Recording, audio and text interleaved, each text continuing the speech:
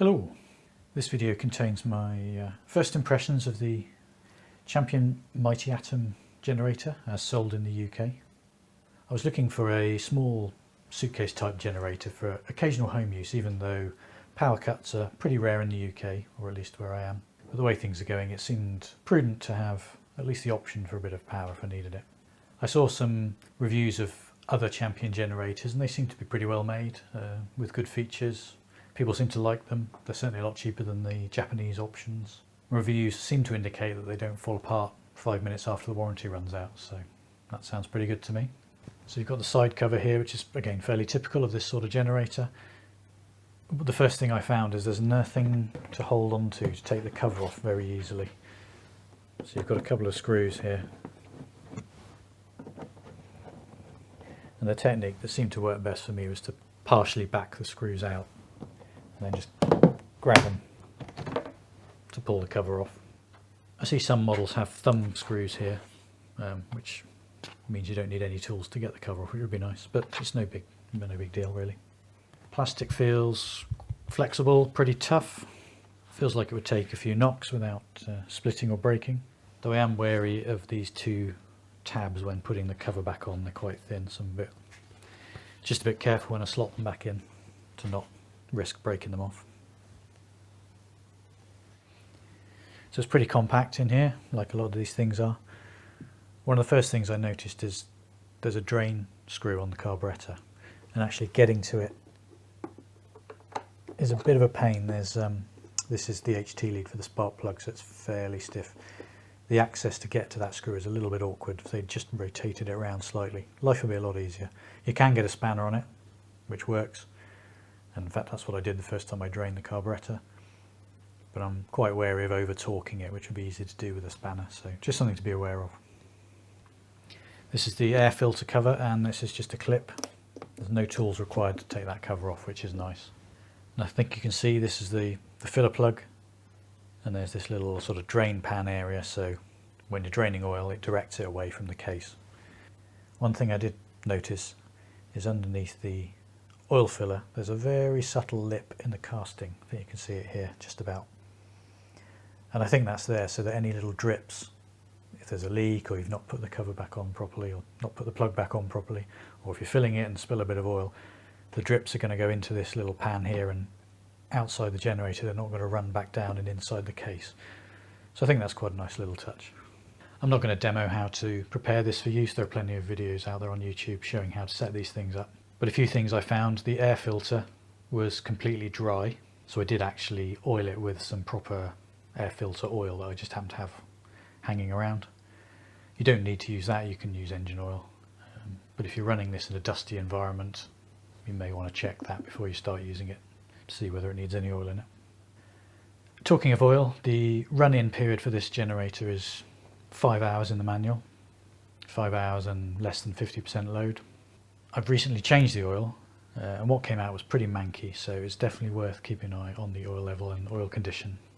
I'll put a couple of pictures up on screen showing the old and new oil just so you can see the difference after 5 hours. The 10W30 they recommend is not easy to get in the usual high street locations here in the UK, or at least not where I live.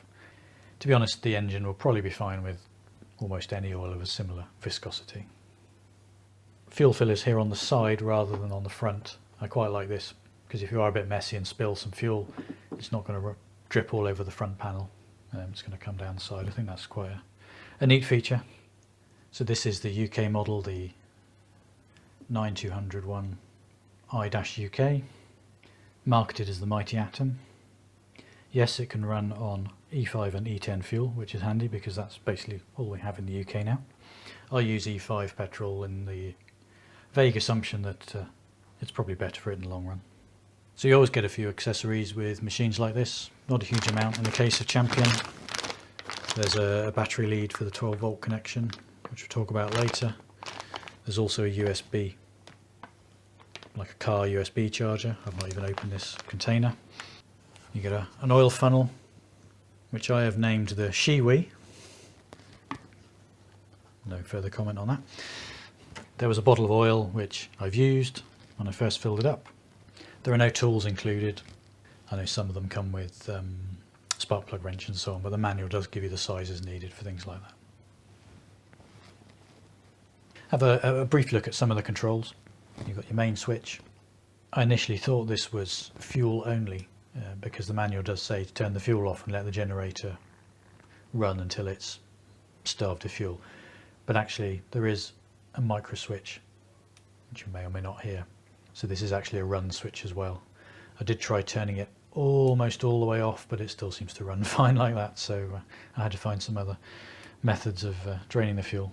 So what I do now is I use a small siphon just to get any remaining fuel out of the fuel tank. Then I restart the generator and let it run until the fuel's run out.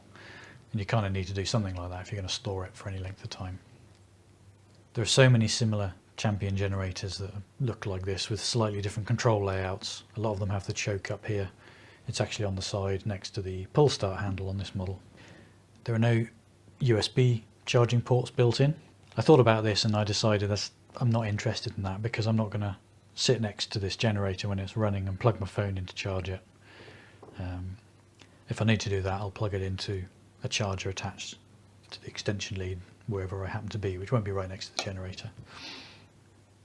So I don't think having USB ports on here is particularly useful for my use case. Your mileage may vary. As a 12 volt socket, as they often do, we'll talk a bit more about that in a minute.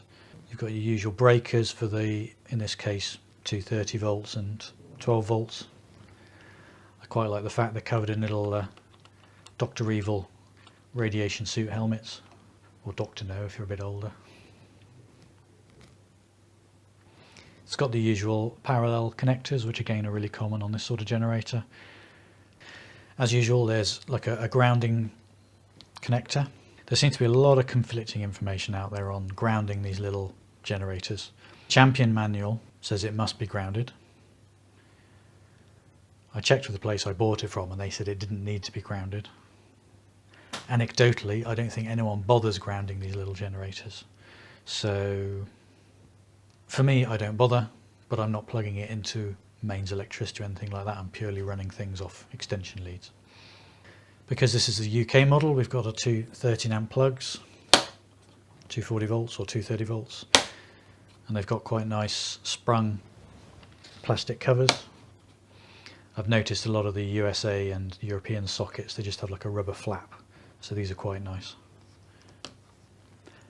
But it does mean if you've got a real old school power adapter, something like this old drill charger, with this particular type of socket you can't plug that in directly because that flap will get in the way.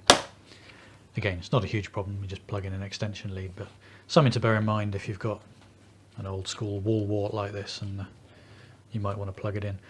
So going back to the 12 volt socket, it's what I would call a car style here in the UK or in Europe. So a car charger would fit in there. Now the manual contradicts itself here. I'll put a couple of things on the screen. At the top of the page it says you can use this with other 12 volt DC plugs, but then further down the same page it says only use it with the supplied battery charging lead. So something to be aware of.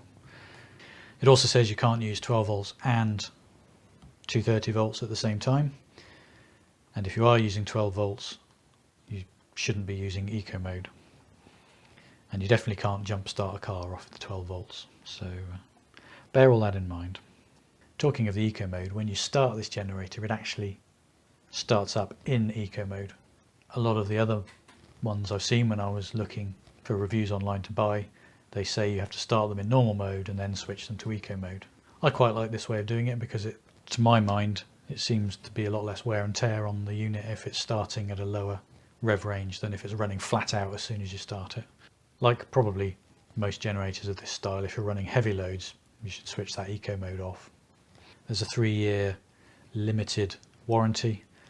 I haven't bothered reading the finer details of it. There's always loads of get out clauses, but this is really designed for domestic use. So if you're running this in your commercial space, don't expect Champion to honour warranties if this thing's running flat out 24 hours a day. It's really designed for sort of domestic use, camping, that sort of thing. So what are my final conclusions, if any? Well, I've only got 5 hours on this so far, so it's far too soon to say how long this will last. I wouldn't expect the same durability as a Honda, for example, but I don't see why it shouldn't last a decent amount of time if it's looked after. If I was expecting to be using it regularly for large amounts of time and relying on it, then maybe I'd consider spending more and getting a Honda or a Yamaha, something like that. But given this is less than half the price of one of those, and I'm not expecting to be using it that often, I'm happy to take the risk. Either way, so far so good. I've been very happy with this. Hopefully it will give me many years of service. Well, hopefully I won't actually need it very much, but it's nice to know it's there if I do. Thanks for watching. Any questions, stick them in the doobly-doo down below.